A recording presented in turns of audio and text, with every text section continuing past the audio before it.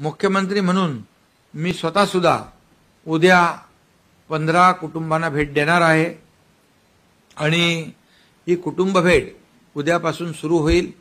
यामागचा उद्देश आणि पार्श्वभूमी एवढीच आहे की ज्या मुख्यमंत्री माझी लाडकी बहीण योजनेमध्ये जे लाभार्थ्यांना लाभ झाला आहे त्यांनाही भेटणं आणि ज्यांना लाभ मिळाला नाही त्यांनाही भेटणं, आणखी ज्या काही आपल्या योजना आहेत शासनाच्या, लाडकी बहीण तर आलीच, लेक लाडकी लखपती आहे, मुख्यमंत्री युवा कार्य प्रशिक्षण योजना आहे, मुख्यमंत्री अन्नपूर्णा योजना आहे, त्याचबरोबर मुलींना उच्च शिक्षण हायर एज्युकेशन जे आहे ते मोफत देण्याचा निर्णय घेतला आहे। मुख्यमंत्री वयोश्री योजना आहे, मुख्यमंत्री तीर्थदर्शन योजना आहे आणि त्याचबरोबर मुख्यमंत्री कृषी पंप वीज बिल माफ योजना आहे, कामगार कल्याण योजना आहे आणि बचत गट, महिला बचत गटांचा महिला सक्षमीकरणाचा एक कार्यक्रम आहे।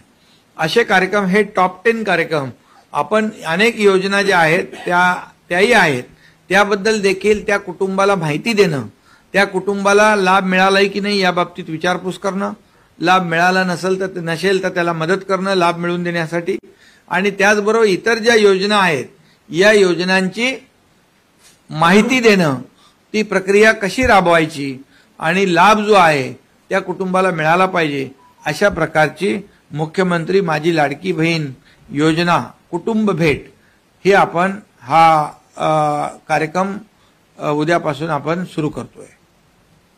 याचा शुभारंभ उद्यापासून होईल।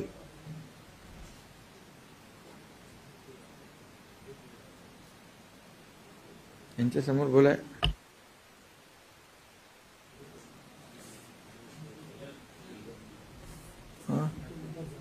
नाही, मी सांगितलं ना, मी स्वतः उद्या 15 कुटुंबांना भेट देणार, त्या कुटुंबामध्ये त्यांच्याशी बोलणार, कारण त्या परिवारामध्ये समजा मुख्यमंत्री माझी लाडकी बहीण योजनेची लाभार्थी आहे, एखाद्या परिवारामध्ये लाभार्थी नसेल, ते लाभार्थी कशी होईल यासाठी त्यांना मार्गदर्शन करणं, माहिती देणं, आणि त्याचबरोबर ज्या 10 योजना आहेत, म्हणजे 10 पेक्षा जास्त योजना आहेत, परंतु आपण 10 योजना एक प्रायोरिटी करू, एक टॉप 10 ज्या योजना आहेत त्या आपण त्याची माहिती देऊ, आणि त्या एखाद्या कुटुंबामध्ये समजा सुशिक्षित बेरोजगार आहे तर आपण जी मुख्यमंत्री युवा कार्य प्रशिक्षण योजना सुरू केली, 6,000, 8,000, 10,000 स्टायपंड देण्याचा जो निर्णय घेतला, म्हणजे खाजगी कंपनीमध्ये तो अप्रेंटिसशिप करेल, आपल्या सरकारी महामंडळ असतील आपली त्याच्यामध्ये अप्रेंटिसशिप करेल, पण त्याचं स्टायपंड जे आहे, प्रशिक्षण भत्ता सरकार देणार आहे। आतापर्यंतच्या इतिहासामध्ये ही पहिली योजना आपण सुरू केली आहे। म्हणजे त्या घरामध्ये एखादा युवक असेल तर त्याला मार्गदर्शन करणं, एखादी मुलगी आहे आणि तिला उच्च शिक्षण घ्यायचं आहे तर तिला मदत करणं, त्याचबरोबर 3 सिलेंडर गॅस सिलेंडर आपण मोफत देणार आहोत त्या कुटुंबाला, तर त्या कुटुंबाला त्या बाबतीमध्ये मार्गदर्शन करणं, त्याचबरोबर जेव्हा ग्रामीण भागात जाऊ आपण तर शेतकरी जे 7.5 HP पर्यंत मोटर पंपाने शेती करतात त्यांचा आपण वीज बिल माफ करण्याचा निर्णय घेतलाय, तर त्यांची माहिती मागवणं शासकीय यंत्रणांच्या माध्यमातून, तर ते फॉर्म भरणं वगैरे होईल। मी स्वतः याच्यामध्ये, म्हणून मी माझ्या सर्व कार्यकर्त्यांना, सगळ्या पदाधिकाऱ्यांना सांगितलं की मी मुख्यमंत्री असलो तरी सुद्धा मी कार्यकर्ता म्हणून काम करतोय। मी देखील 15 घरांना भेट देणार आहे आणि त्यांना, त्या घरातल्या लोकांना जे जे काही योजनांच्या बद्दल आहे ती माहिती देणार।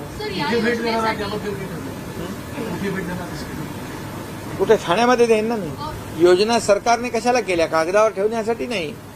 आतापर्यंत आम्ही ज्या योजना केल्या त्या योजनांचा लाभ त्यांना देण्यासाठी केलेला आहे। पैसे जातात आहेत त्या डीबीटी अकाउंटमधले पैसे ते कापले जातात कारण की जी जुनी खाती आहेत याच्यामध्ये आम्ही सांगितलेलं आहे की जसं आमच्यामध्ये एजंट नाही, बिचौलिया नाही, मध्ये पैसे कापायला घ्यायला कोणी माणूस नाही, डायरेक्ट थेट आम्ही पैसे देतो। मला आठवत आहे की राजीव गांधी म्हणाले होते केंद्रातून 1 रुपया आला तर ते 15 पैसे जातात लोकांपर्यंत, 85 पैसे मध्ये गडप होतात।